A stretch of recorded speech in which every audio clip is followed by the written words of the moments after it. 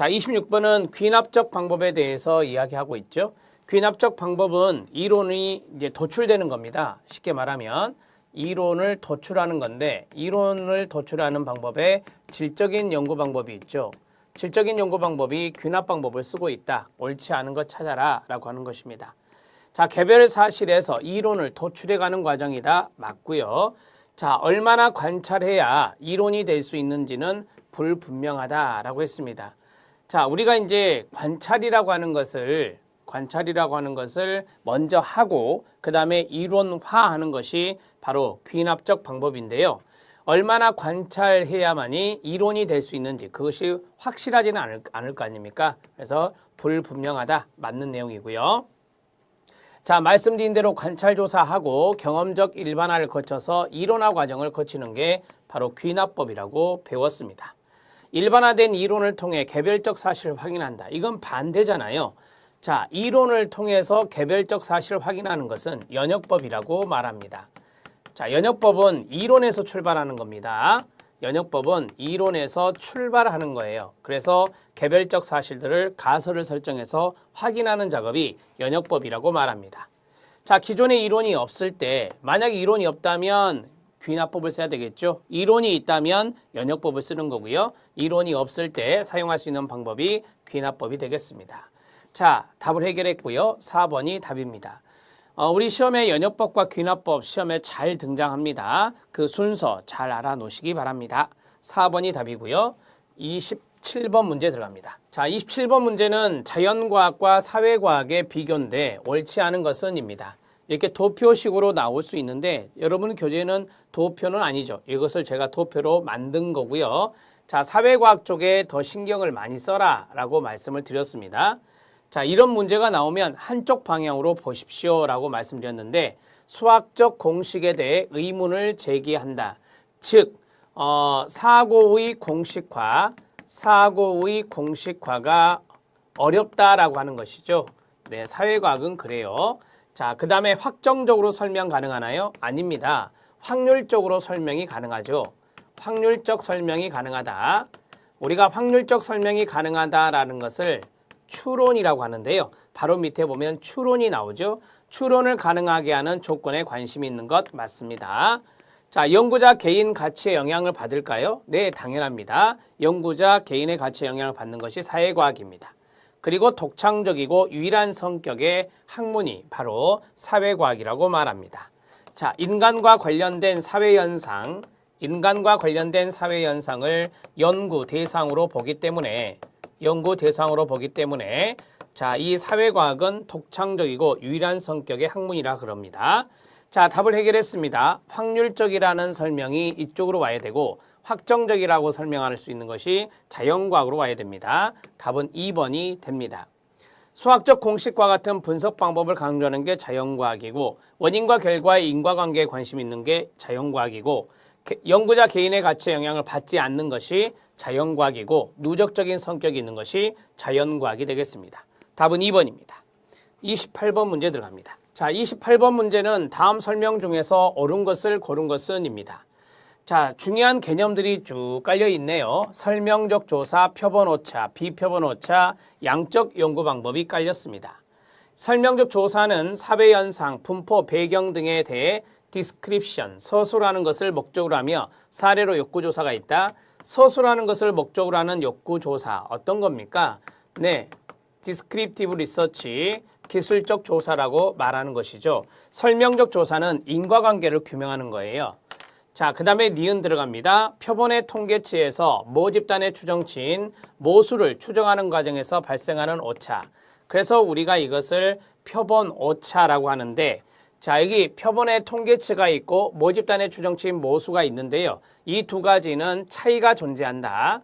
이 차이를 우리는 표본 오차 이렇게 말하고 표본 오차는 표본 조사에서만 발생하는 것입니다. 맞습니다.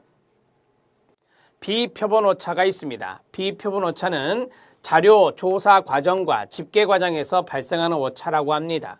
전수조사가 아닌 표본조사에서 발생한다. 아닙니다. 우리가 전수조사할 때도 비표본 오차가 발생하고 표본조사에서도 발생하는 겁니다. 그래서 모두 다 발생하는 것입니다. 모두 다 발생하는 것이 비표본 오차가 된다. 이렇게 정리하시면 됩니다. 자, 비표본 오차는 전수조사와 표본조사 중에서 전수조사가 더 크다 이렇게 말씀드렸죠. 비표본 오차의 크기입니다. 자, 디귿집은 틀렸고요. 리을 들어갑니다. 양적 연구 방법론의 특징은 객관성이 있습니다. 일반적인 보편성을 강조해서 일반화가 가능합니다. 가설을 검증해 나가면서 지식을 습득해 나가는 방법, 이런 것들이 양적 연구 방법이고, 가설을 검증해서 지식을 습득하는 이러한 것들을 우리가 연역법이다 이렇게 말했죠. 아, 연역법은 양적 연구에서 쓰는 방법이구나 이렇게 정리하시면 됩니다. 자, 답을 해결했습니다. 니은과 리을이 답이 되겠습니다. 28번 답을 선택지에서 보겠습니다. 자, 니은과 리을이 답이니까 3번이 답이 되겠습니다.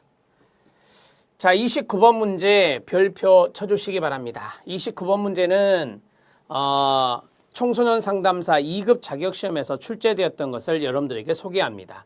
어렵습니다. 한 연구자가 청소년기의 사회성 발달을 알아보기 위해서 10살 200명과 11살 200명과 12살 200명을 동시에 무선 표집을 했습니다. 무작위 표집했다 그 말입니다.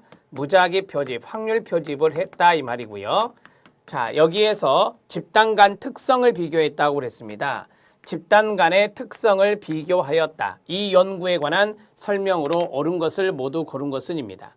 여러분, 우리가 세 집단이잖아요. 10살, 11살, 12살이니까 세 집단 간 비교를 했다는 거잖아요. 세 집단 간 비교를 할 때 우리가 보통 10살에 200명의 평균이 나오고, 그 다음에 11살에 200명의 평균이 나오고 12살 200명의 평균이 나와요. 그래서 이것을 일종의 평균 비교라고 하고, 통계적인 방법으로는 세 집단 이상을 쓸 때는 우리가 F검정이라고 합니다. F검정은 참고만 하셔요.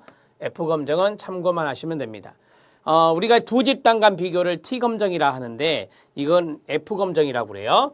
자, 횡단 연구에 해당되나요? 네, 그렇습니다. 왜냐하면 다수잖아요.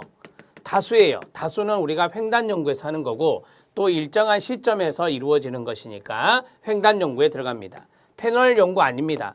패널 연구는 종단 연구 중에 하나잖아요. 대상자는 동일하게 해놓고 연구를 하는 거죠. 동일 주제에 대해서 장기간에 걸쳐서 하는 겁니다.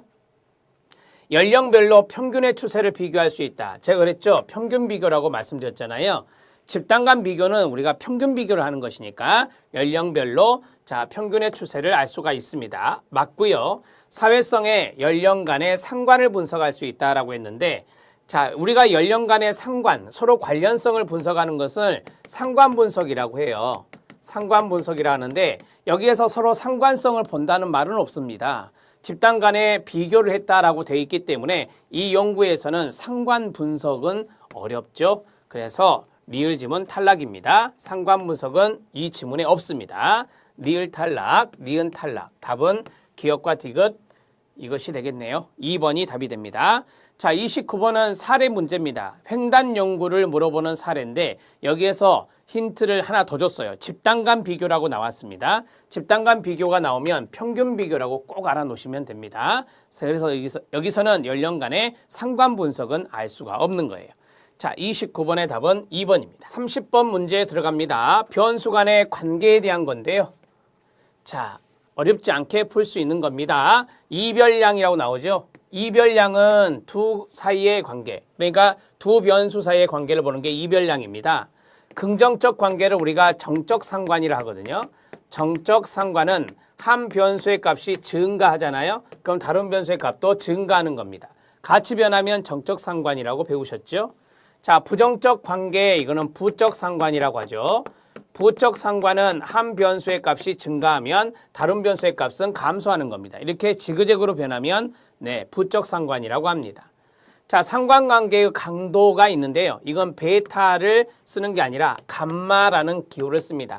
감마라는 기호를 쓰죠. 그래서 감마는 마이너스 1에서 플러스 1 값을 갖는다. 마이너스 쪽이 부적 상관이고 플러스 1쪽이 정적 상관이 되겠습니다. 인과관계가 나왔는데요. 비대칭적 관계에 의해야 합니다. 자, 인과관계는 원인과 결과를 나타내는 거잖아요.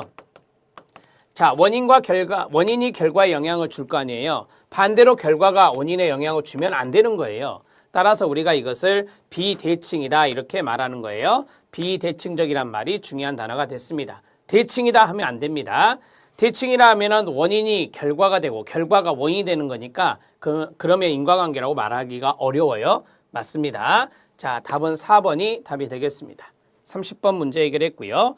31번 문제 들어갑니다. 31번 문제는 척도, 다른 말로 측정도구라고 하죠. 척도의 개념이 측정도구라는 걸 꼭 알아놓으세요. 자, 그것을 사용하는 이유로 옳은 것은입니다. 하나의 단순 지표로 제대로 정확히 측정해내기 어려운 복합적인 개념을 측정하기 위해서는 우리가 척도를 사용해야 됩니다.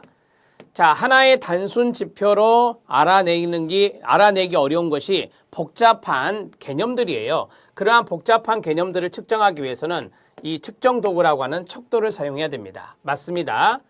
여러 개의 지표를 하나의 점수로 나타내는 게 바로 척도입니다. 그래서 자료의 복잡성을 덜어주는 거예요. 그것이 바로 척도라고 합니다. 자, 맞습니다. 변수에 대한 양적인 측정치를 제공해 주는 겁니다. 측정 도구는 수량화하는 거거든요. 그래서 양적인 측정치를 제공해 줌으로써 정확성을 높이고 통제적인 조작도 가능합니다.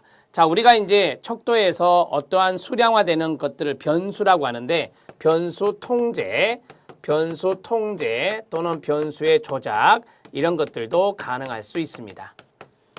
자, 양적인 측정치니까 당연히 변수 통제가 가능할 수 있겠죠.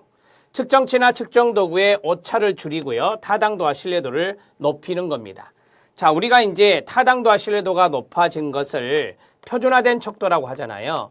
이미 많은 학자들에 의해서 검증된 표준화된 척도라고 해요. 이것을 우리가 사용하는 이유는 자, 측정도구의 오차가 많이 줄어들어 있기 때문에 표준화된 측정도구를 사용하는 게 좋습니다. 자, 기억, 니은, 디귿, 리을 모두 다 선택하셔야 됩니다. 5번이 답이 되고 31번 문제 여기 네 가지는 전공서적에 척도를 사용하는 이유로 적시되어 있습니다. 잘 알아놓으시기 바랍니다.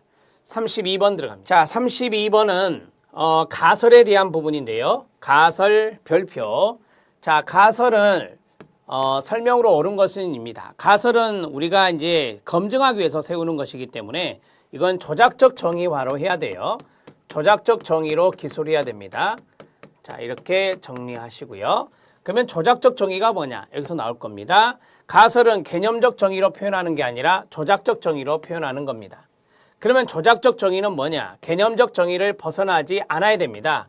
벗어나지 않는 범위 내에서 측정 가능하도록 자, 측정 가능의 일이라고 쓰면 돼요. 추상적인 개념을 실제 현장에서 관찰 가능한 형태의 이라고 써야 되겠죠. 측정 가능하고 관찰 가능한 형태로 정의해 놓은 것을 조작적 정의라고 합니다. 맞습니다. 자, 가설의 특징인데요. 뭐뭐 할 것이다. 추계성, 추상성이 아닙니다.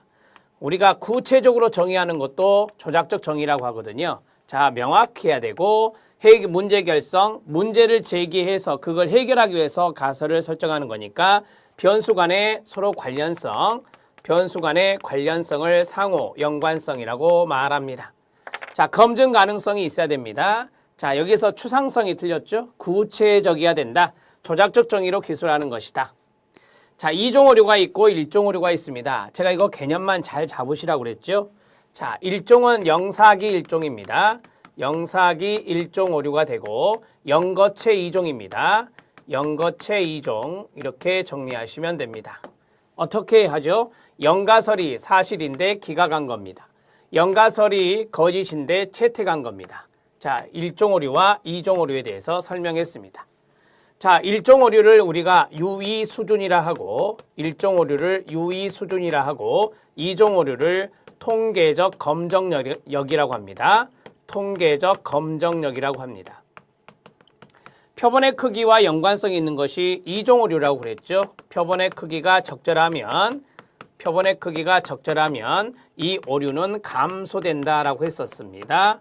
자, 이게 우리 시험에 출제된 거였다라고 했죠. 이거 2종 오류는 표본의 크기가 적절하면 감소된다. 몇 종 오류? 2종 오류. 이렇게 해서 정리하시면 되겠습니다.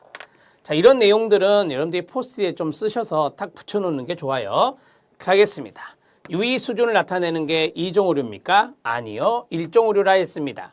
귀무가설이 영가설인데 그것이 사실인데도 귀무가설을 기각했다. 영사기 1종이죠.